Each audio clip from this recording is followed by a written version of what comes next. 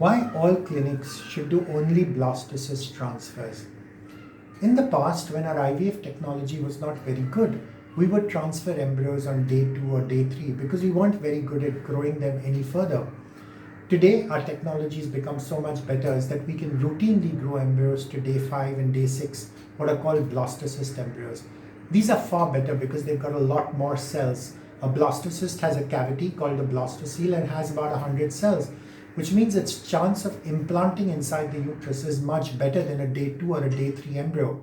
Not only is it far more robust, it also is synchronized to the uterus lining because remember, a day 3 embryo belongs in the fallopian tube. It's only a blastocyst which belongs in the uterus. So that implantation rates for top quality blastocysts are far better than implantation rates for a top quality day 3 embryo.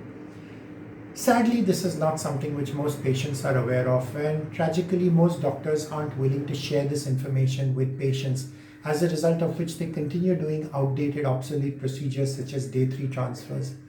This is a special problem when the patient only has a few eggs. Then the doctor scares the patient by saying, yes, we have day 3 embryos, but if we grow them to blastocysts, they may arrest and we may have nothing to transfer. Yes, that is a risk. But what's the point of putting a day 3 embryo inside the uterus if it's going to arrest? You might as well observe it to day 5 in the lab, and if it continues to grow in the lab, then you know that it's got a much better chance of continuing to grow in the uterus.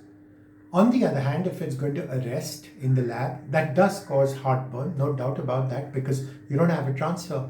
But then at least you don't have false hope. You don't have to go through that horrible 2-week waiting period because you know that embryo was never going to become a blastocyst and would never have implanted. However, this is only true in good IVF clinics which have a good lab, a full-time embryologist, lots of experience, lots of expertise in converting embryos to blastocysts.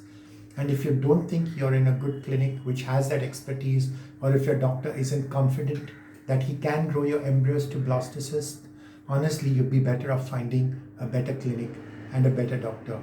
Have questions? Feel free to reach out to me. I'm Dr. Malpani. I'm an IVF specialist.